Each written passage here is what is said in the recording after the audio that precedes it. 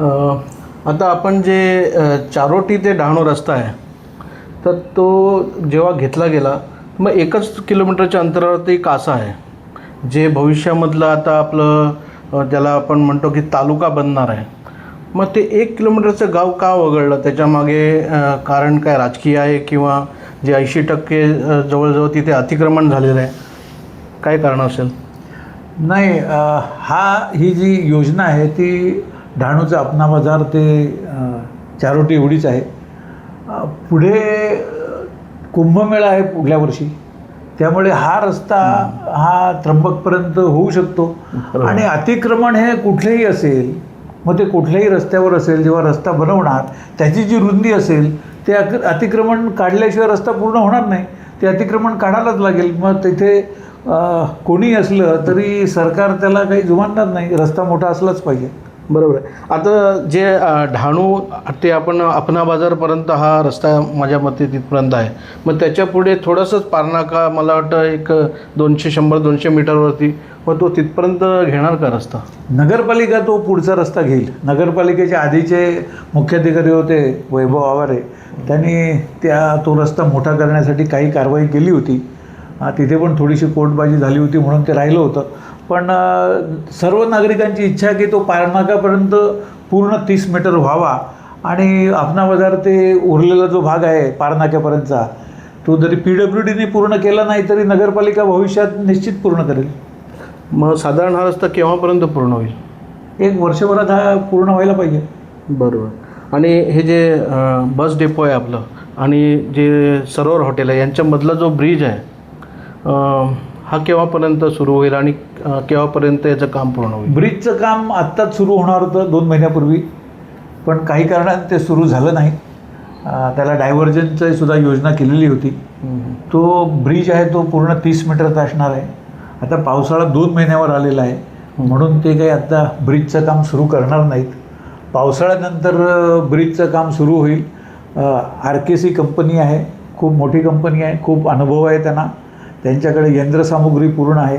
ब्रिजचं काम चालू झालं की ते 2-2.5 महिन्यात पूर्ण करतील ह्याच्यावर माझा पूर्ण विश्वास आहे.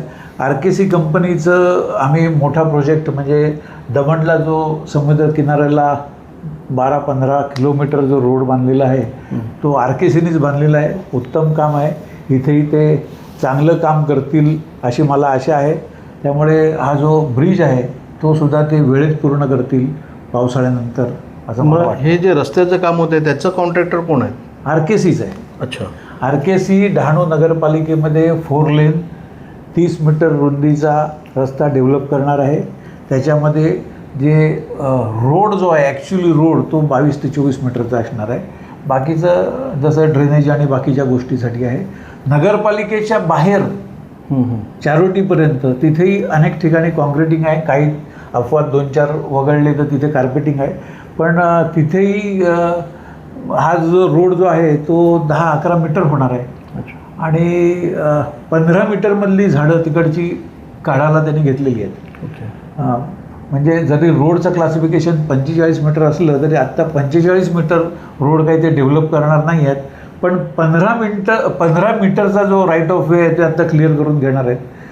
रोड जरी म्हणजे कॉन्क्रीट हे जरी 10-11 मीटर असलं तरी 15 मीटर रोड हा क्लिअर असणार आहे. पण आता जे पावसाळा लागणार आहे त्यामध्ये जी रस्त्याच्या बाजूला गटारं खोदून ठेवलेली आहेत, बरोबर, आणि त्याच्यामुळे जे लोकांनाही त्रास होतो आहे, तर ते केव्हापर्यंत, म्हणजे त्यांनी काय असं ठोस आश्वासन दिलं आहे का आम्ही एवढ्या वेळात हे काम पूर्ण करू असं? आजच्या मीटिंगला कंपनीचे वाघेलाही उपस्थित होते. त्यांनी सांगितलं पावसाच्या आत जे काही तिथे खोदकाम केलेलं आहे डहाणू चारोटीला म्हणजे नगरपालिकेच्या बाहेर, ते मॅक्झिमम आम्ही ते काम पूर्ण करू. माननीय कलेक्टर मॅडमनी आणि RTOनी सुद्धा जड वाहनांना डायव्हर्जन दिलेलं आहे जवळजवळ पावसाळ्यापर्यंत. तर ह्या काळात ते काम पूर्ण करतील असा त्यांना विश्वास आहे. आणि हे जे रस्त्यालगत जी फुटपाथ आहे आपलं, ज्याला फुटपाथ म्हणतो आपण, किंवा रस्त्यालगतला जी झाडं लावायचं काम आहे हे सुरू होणार आहे किंवा कसं आहे? बघा, रस्त्याच्या लगत जी झाडे असतात, म्हणजे आता हा मोठा रस्ता होणार आहे तर फुटपाथवर झाडं असतात, बरोबर. त्याला ॲव्हेन्यू प्लांटेशन म्हणतात. म्हणजे ते फुटपाथवर असतात, काही ठिकाणी ती सेंटरला डिवायडर असतो त्याच्यामध्ये पण असतात.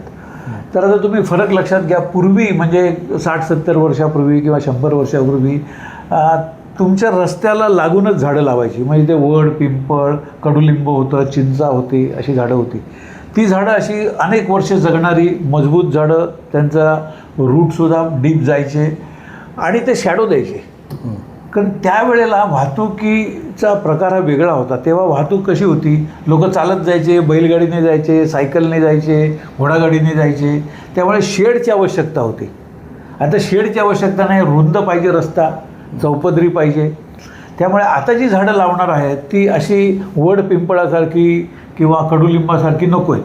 ती झाडं अशी पाहिजेत की जी खूप उंच वाढणार नाहीत, 8-10 मीटरपेक्षा जास्ती वाढणार नाहीत, पण ते शेड देतील आणि त्यांचं मुळाचं स्ट्रक्चर असं असेल की ते रस्ता फोडणार नाहीत, तुमच्या गटरच्या पाईपलाईनमध्ये घुसणार नाहीत, पाण्याच्या लाईनमध्ये घुसणार नाहीत.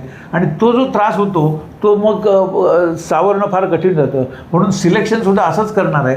आणि ही जे ॲव्हेन्यू प्लांटेशन आहे म्हणजे डिवायडरमध्ये आणि फुटपाथच्या इथे हे जे प्लांटेशन आहे ते जे कॉम्पेन्सेटरी प्लांटेशन करणार आहे 10 टाइम्स त्या व्यतिरिक्त आहे. आणि ह्याच्यात लोकांनी सहकार्य करावं की त्यांना काय वाटतं आहे की फुलं झाडं लावावी की अजून कुठली शेड देणारी झाडं लावावी.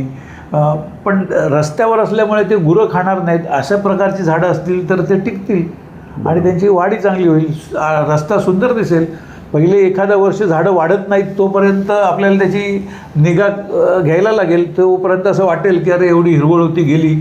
पण वर्ष 2 वर्षात चांगली हिरवळ तिथे निर्माण करू शकतो. पण हा सर्वांनी प्रयत्न करायला पाहिजे, एकट्या दुकट्याचं काम नाही. बरोबर आहे. आता हा प्रश्न थोडा वेगळा आहे.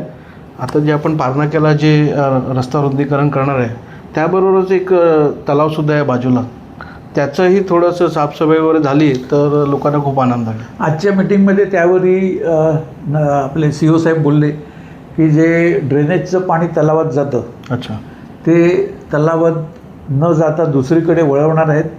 आणि ते जर पाणी बंद झालं, ड्रेनेजचं पाणी तलावात जाणं बंद झालं तर 1-2 वर्षात तलावही व्यवस्थित होईल. तिथे आता जी हिरवी झाडं उगवतात, पूर्ण तलावात पाणीच दिसत नाही, फक्त हिरवळ दिसते, ते निघून जाईल आणि तो तलाव मेंटेन करता येईल.